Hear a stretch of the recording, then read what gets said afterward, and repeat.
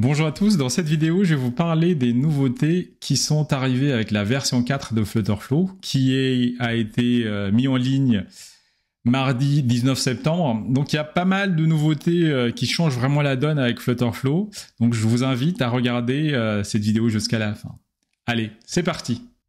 Donc première nouveauté, je ne sais pas si vous vous en rappelez encore, vu qu'ils l'ont enlevé depuis, le marketplace menait directement vers une page qui existait déjà dans le dashboard de Flutterflow. Et on n'avait accès qu'à des templates qui étaient gratuits. Dorénavant, en fait, les templates, ils sont disponibles via un site dédié. Donc le site c'est marketplace.flutterflow.io. Et il est possible en fait de chercher par thème déjà. Donc vous avez la possibilité de chercher une animation par animation ou encore un site e-commerce.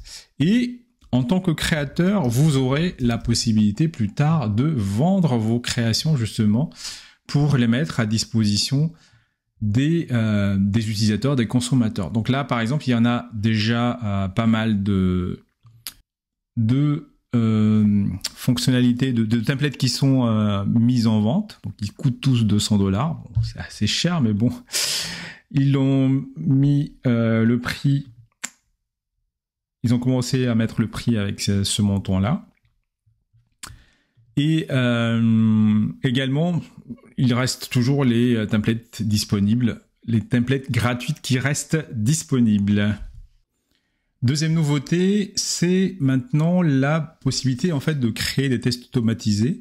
Donc il y a un menu qui a été rajouté dans la liste des menus qui se trouve juste en dessous de CloudFunction. J'en parlerai après, tout à l'heure. Donc c'est la possibilité de créer des tests automatisés. Donc c'est quoi l'intérêt des tests automatisés? Les tests automatisés en fait permettent d'éviter justement les tests manuels. Donc c'est une des lacunes que je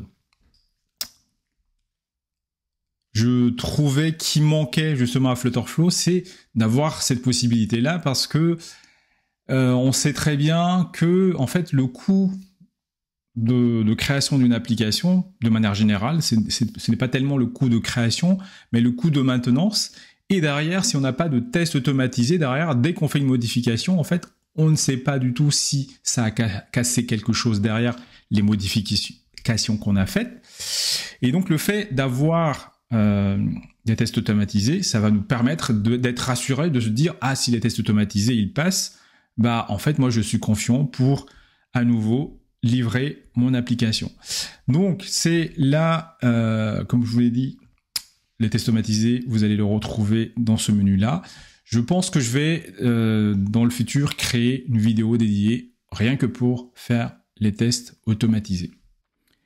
Une des fonctionnalités qui est arrivée également à la version 4, c'est la gestion des branches. Donc la gestion des branches, en fait, c'est une fonctionnalité qui permet de faire des travaux en parallèle, c'est-à-dire que à l'image des branches d'un arbre, il sera désormais possible en fait de travailler en parallèle sur un même écran, sur un même projet, et par la suite de gérer la mise en commun de ces travaux en fait.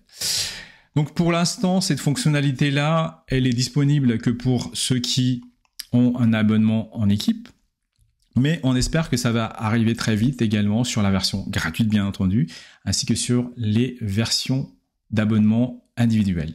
Alors une des nouveautés qui est également arrivée dans cette nouvelle version de Flutterflow est la possibilité maintenant de créer des CloudFunction directement dans Flutterflow sans passer par l'interface de Google. Donc rapidement, je vais expliquer ce que c'est que CloudFunction, mais je pense que je vais créer, pareil, une vidéo dédiée par rapport à ce sujet-là.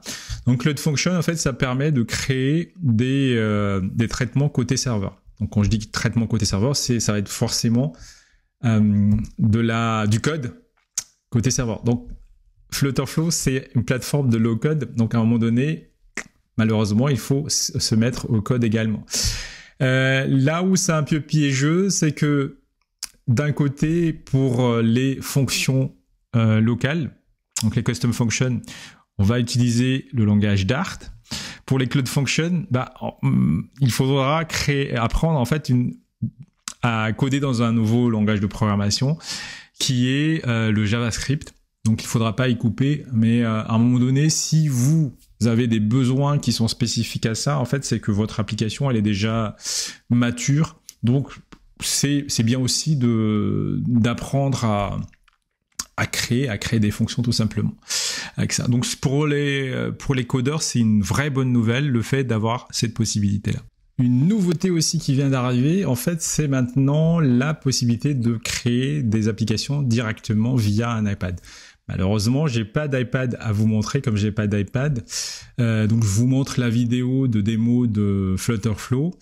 Mais sinon, des retours que j'ai eu de mes autres collègues ambassadeurs, c'est que l'outil elle est vraiment très fluide et vraiment c'est très impressionnant en fait la possibilité d'utiliser son iPad comme outil de développement.